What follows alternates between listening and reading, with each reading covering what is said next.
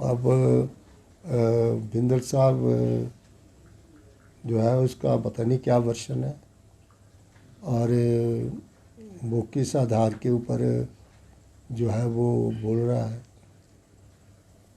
जो जो फैसला लिया गया है वो इसलिए लिया गया है कि मैंने कई बार कहा है कि प्राकृतिक खेती जो है कोई नया कंसेप्ट नहीं है, और जो हमारी प्राचीन पद्धति है खेती बाड़ी की उसको प्राकृतिक खेती के रूप में ही जाना जाता है, और उसमें एग्रीकल्चर को बायोकल्चर कहते हैं। खेती बाड़ी के साथ अगर पशुधन नहीं है तो वो खेती बाड़ी नहीं है। एग्रीकल्चर इज़ ए बायोकल्चर, और खेती बाड़ी का ढांचा जो है वो हमारा शुरू से ही बायोकल्चर के साथ रहा है, क्योंकि अब खेती बाड़ी के ढांचे में काफ़ी परिवर्तन आ गया है।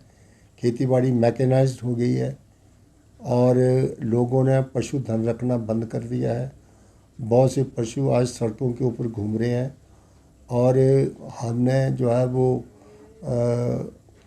लगातार हमारे खेतों में जो ज़्यादा करके फर्टिलाइजर्स का जो ज़्यादा यूज किया गया है, और जिस वक्त ज़रूरत थी इस देश में अन्न की कमी थी, अच्छे बीजों की कमी थी, उस वक्त जो है वो हमारे जो बढ़ती हुई जनसंख्या थी उसके लिए 2 वक्त का खाना नहीं मिलता था।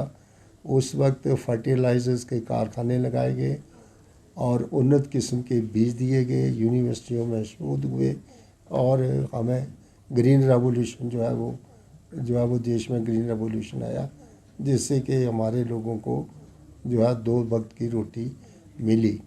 उस वक्त एस.एम. स्वामीनाथन जो हमारे बहुत बड़े साइंटिस्ट थे, उन्होंने इसके ऊपर बहुत से शोध किए, खास करके गेहूँ के ऊपर, और उसका बहुत बड़ा हाथ है हिंदुस्तान में ग्रीन रेवोल्यूशन लाने के लिए। अब धीरे धीरे लोग जो है उस पद्धति से कुछ हटने के लिए जो है वो बहुत ज़रूरत है, क्योंकि ज़मीन की फर्टिलिटी जो है वो कम हुई है, और कई ऐसे तत्व थे ज़मीन में जो उपजाऊपन पैदा करते थे, और आज ज़मीन की जो फर्टिलिटी कम होने का कारण जो ये है कि लगातार जो है वो बड़े लार्ज स्केल के ऊपर फर्टिलाइज़र का यूज़ हुआ है। इसलिए हमारे पास एक प्राकृतिक खेती के बदले हम ऑर्गेनिक खेती की तरफ जा रहे हैं। उस ऑर्गेनिक खेती में जो पशुधन है, ख़ास करके गोबर है, गूंत्र है, और इस तरह से कई किस्म की क्रॉप्स बीज जाती हैं, जिसके लिए मल्चिंग जो है वो बहुत ज़रूरी है, ताकि हम उस फर्टिलाइजर्स को, उसकी जो उर्वरता है, ज़मीन की जो ताकत है, उसको हम बढ़ाने के लिए इस प्रकार का प्रयास कर रहे हैं। प्राकृतिक खेती कोई नया कंसेप्ट नहीं है, और ना ही किसी के लिए कोई पैसे का प्रावधान था। ये जो हमारी ऑर्गेनिक खेती थी उसी के पैसे को डाइवर्ट करके प्राकृतिक खेती जो है वो जहाँ पर चलाई, और उसकी बड़ा डंडोरा पीटा गया, और वो पैसा कम से कम 7-8 करोड़ रुपया जो है वो यूनिवर्सिटीज़ में दिया गया, और उसके ऊपर सिर्फ गोष्ठियाँ हुई, प्रैक्टिकल कोई भी ज़मीन के नीचे कोई या गाँवों में इस प्रकार का कोई परिवर्तन नहीं आया। इसलिए उस पैसे का धूम जो है वो हम चाहते हैं कि उसको ऑर्गेनिक खेती की तरफ लोगों का रुझान ज़्यादा दिया जाए, और लोगों को पशुधन जो है उसके साथ तालमेल के साथ हम ऑर्गेनिक खेती करना चाहते हैं, ताकि हम जो सॉइल है, जो उर्वरता है उसको हम दोबारा रिवाइव कर सकें। तो ये कह देना कि जी हमारा प्राकृतिक खेती जो है वो बंद हो गई है, प्राकृतिक खेती कोई बंद नहीं है। प्राकृतिक खेती का मतलब ऑर्गेनिक एग्रीकल्चर। तो ऑर्गेनिक का पैसे को तो डिवाइड किया गया था, कोई अलग से पैसे का प्रावधान।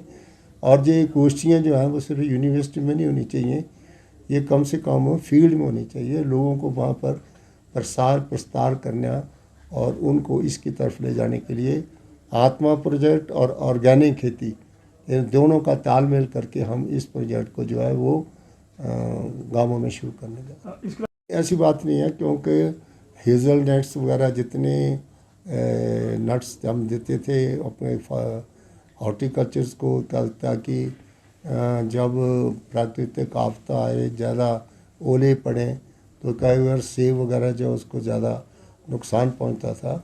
ऐसा पोर्टल्स बंद नहीं हुआ है। जो भी सब्सिडी हमें भारत सरकार से आती है, जो हम देते हैं किसानों को और बागवानों को, वो जो है वो वैसे चली रही है। और इस तरह से मेडिसिन वगैरह भी दी जा रही हैं। और जो पहले जब स्टार्ट में जब ये हमारे पास दूसरे जो क्या नाम बताया आपने कि पॉली हाउसेस, पहले जब पॉली हाउसेस शुरू से स्टार्ट की गए थे, लोगों की इतनी अच्छी क्रेज़ नहीं थी, तो उसमें 80% सब्सिडी थी और 20% ओनर्स लगाता था। कई जगहों पर तो ये बहुत अच्छी सक्सेस स्टोरी है, कई जगह हमारी तरफ तो फेलियर हो गई। और पॉली हाउसेस जो हैं आज भी उनकी सब्सिडी भारत सरकार ने कम कर दी है। और हम अब भी जहाँ भी इतने हमारे पास पैसा होता है, उससे लोगों को हम पॉली हाउसेस लगाने के लिए जो है पैसा देते हैं, ताकि वो अपनी नर्सरियाँ उसमें तैयार कर सकें और समय से पहले जो है उस नर्सरी को तैयार करके खेतों में उसको रोप करके अपनी जो है वो इनकम पैदा कर सके। अभी मैं लाहौर में गया था, उनकी लोगों की डिमांड है कि पॉली हाउसिंग हमें इसलिए भी सर्दियों में बहुत ज़रूरी है कि हम नर्सरियाँ रेज करना चाहते हैं, तो वो सब्सिडी हमने बंद नहीं की। जो सब्सिडी भारत सरकार देती है और जो हमारी सरकार देती है उसको हमने लागू किया। जो एक्सपर्ट्स हमारे पास दो मतलब हमारे साइंटिस्ट जो थे, दो ग्रुप जो थे वो स्टडी करने के, उन्होंने यूनिवर्सिटीज़ में इसके ऊपर जो है वो लुधियाना यूनिवर्सिटी और दूसरी जगहों के ऊपर उन्होंने जो है वो जानकारी प्राप्त की। अभी तक स्टेटस रिपोर्ट मेरे पास आई नहीं है, लेकिन हम बड़ी जल्दी एक ब्लॉक में एक ऐसा केंद्र बिंदु स्थापित करने जा रहे हैं, जहां पर हम एडजॉइनिंग जो हमारी पंचायत हैं उनका गोबर खरीद करके हम वहाँ पर प्रैक्टिसेस जो है वो शुरू करेंगे, ऑर्गेनिक खेती, ऑर्गेनिक मैन्योरिंग तैयार करने की। उसको हम स्लरी बना करके लेयर्स में उसको वहाँ पर बनाएंगे और उसके बाद उसको ड्राई करेंगे सनलाइट से, और सनलाइट से ड्राई करने के बाद वहाँ पर जो है वो इसके कार्यक्रम को हम शुरू करने जा रहे हैं।